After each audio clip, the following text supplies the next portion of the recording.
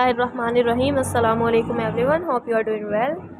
तो आज हम पढ़ेंगे क्रिमिनलिटी क्या होती है और फिर हम इससे आगे के कॉन्सेप्ट क्लियर करेंगे। Criminality refers to actual criminal characteristic of a person.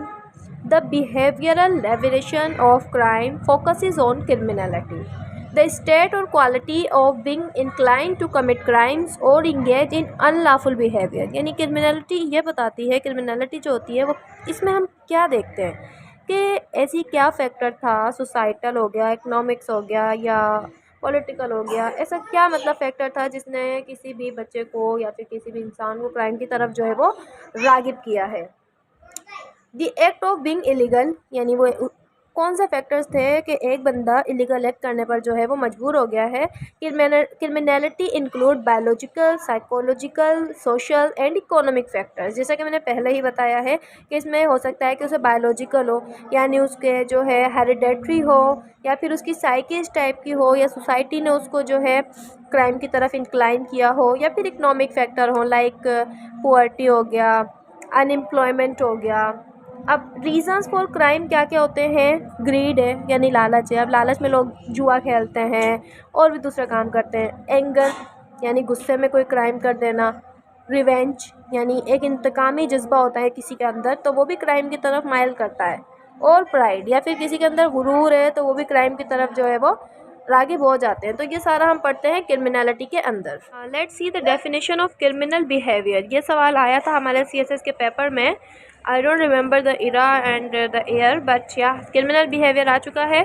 सो ये दोबारा रिपीट हो सकता है क्योंकि पेपर्स में अगेन एंड अगेन रिपीटेड ही सवाल आते हैं। जाहिर सी बात है, एक सब्जेक्ट है, अब वो सब्जेक्ट के अंदर से ही सवाल देंगे, वो कहीं और से तो देंगे नहीं। So that's the reason the questions are always repeated. Criminal behaviour क्या होता है? अब देखें, इसका जनरल फिनोमेना अगर आप देखें तो एक क्रिमिनल है, उसका बिहेवियर यानी किस तरह का बिहेवियर है क्राइम की तरफ, या फिर क्या चीज़ें हैं जो उसके मोटिव्स हैं क्राइम करने के, and so on. It is a criminal act occurs when there is a motive and an opportunity. As I mention above that, क्या मोटिव है या फिर क्या उसको अपॉर्चुनिटी मिली कि उसने क्राइम कर लिया। Crime producing factor that are strongly associated with risk. अब जाहिर सी बात है, देखिए क्राइम जो है ना वो रिस्क के साथ एसोसिएट करता है। अब ऐसा तो नहीं है कि क्राइम है उसमें रिस्क ना हो। तो क्राइम यानी ऐसे कौन से मोटिव्स थे जिन्होंने किसी बंदे को रिस्क लेने पर मजबूर कर दिया। refers to actions that violate laws and societal norms. There are 4 general behavior definition। यहाँ पर 4 जो है ये definition देते हैं। Prohibited by law and are punished by the state, यानी ऐसा जुर्म करना या ऐसा एक्ट करना जो कि कानून के ज़रिए मना हो और सोसाइटी स्टेट में जो है उसके लिए पनिश रखी गई हो अगर वो काम बंदा कोई करेगा तो। Violation of moral and religious norms and values, ठीक है। वायलेशन ऑफ ट्रेडिशंस, यानी ट्रेडिशंस की वायलेशन करना। Act causing serious psychological stress और मेंटल डैमेज। एक क्राइम होता है तो उससे क्या होता है कि सबकी मेंटलिटी पर फ़र्क पड़ता है। Every individual gets affect of that crime. तो क्या होता है कि मेंटल डैमेज होता है क्राइम होने की वजह से। तो क्रिमिनल बिहेवियर में हम ये देखते हैं कि क्राइम करने का क्या मोटिव था, क्या अपॉर्चुनिटी थी कि उसने रिस्क लिया, उसने कानून तोड़ा, and so on. Now let's see traits of criminal behaviour. Different school of thought, इसके बारे में डिफरेंट स्कूल ऑफ थॉट है। एंटी सोशल वैल्यूज़, यानी ये बोल रहे हैं कि क्या चीज़ें हैं जो क्रिमिनल बिहेवियर में बच्चे को क्राइम करने की तरफ लेकर जाती हैं, तो वो anti social values, also known as criminal thinking, यानी एक मुजरिम है उसकी सोच किस तरह की है, हम इसमें ये देखते हैं। Criminal often blame others for the negative behaviour. ये ज़्यादातर होता है हमारे सोसाइटी में कि एक बंदा है उसका नेगेटिव बिहेवियर है, वो क्राइम कर लेता है, फिर वो दूसरों को जो है ना अपने बिहेवियर का रिस्पॉन्सिबल ठहराता है। क्रिमिनल पीयर्स आर इन्वॉल्व और एसोसिएटेड विद क्रिमिनल एक्टिविटीज़, यानी अब एक पेरेंट्स हैं किसी बच्चे के, वो खुद किसी जुर्म में मुब्तला हैं, लाइक वो शराब पीते हैं या वो ड्रग्स लेते हैं एटसेट्रा। अब वो बच्चा अपने पेरेंट्स से ज़रूर सीखेगा, उसका बिहेवियर भी ना अपने पेरेंट्स की तरह हो जाएगा, ठीक है। नंबर 3 पे anti social personality, typical behaviour conducted prior to the age of 15 and can be. अब ये एंटी सोशल पर्सनैलिटी है, यानी बच्चा जब सही तरह से सोशलाइज नहीं हुआ है, 15 साल से पहले की जो उम्र है जिसे हम जुवेनाइल डेलिंक्वेंसी पढ़ते हैं, तो ये उसके हिसाब से हम देखते हैं।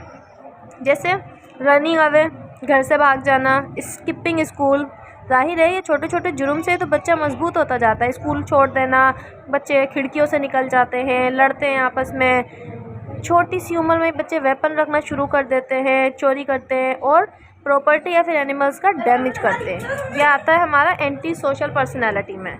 Number 4, dysfunctional family. अब देखें, डिसफंक्शनल फैमिली यानी एक फैमिली है उसमें फंक्शन सही नहीं है, वो फैमिली प्रॉपर तरीके से किसी बच्चे को गाइड नहीं करती है, तो वहाँ पर क्राइम होगा ही होगा, बच्चा क्रिमिनल बनेगा ही बनेगा। Like lack of family support, an individuals family lack the ability to solve problem and unable to communicate effectively. ये most of the time happens in Pakistani society mostly के बच्चों के साथ पेरेंट्स का बिहेवियर सही नहीं होता, उनकी अटैचमेंट सही नहीं होती, वो बच्चों से इफ़ेक्टिव कम्युनिकेशन नहीं कर सकते हैं, तो वो डिसफंक्शनल फैमिली के अंदर जो है ना बच्चा क्राइम की तरफ जाता है, बच्चे के अंदर गुस्सा आ जाता है, वो अपना रिवेंज लेने की कोशिश करता है और उसको फैमिली का फोकस नहीं मिलता है, तो वो छोटे छोटे जुर्म करता है जैसे चीज़ें तोड़ना, टेंशन गेन करना and so on. Number 5, low self control, not having self control.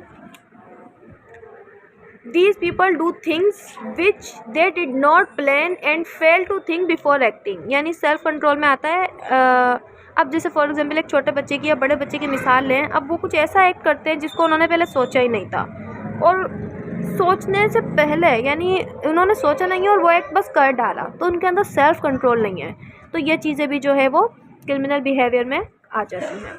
Number 6 है substance abuse, the use of drugs और alcohol. There is often an increased tolerance to substances in addition to an inability to its use। लेकिन slow क्या होता है कि substance abuse जैसे drug वगैरह कोई शुरू में लेना शुरू करता है फिर वो आगे बढ़ते बढ़ते इतना ज़्यादा उसका एडिक्टिव हो जाता है कि वो छोड़ने में आ रहा ही नहीं होता है। So this was the definition of what we say criminal behavior। We have read the traits of criminal behavior।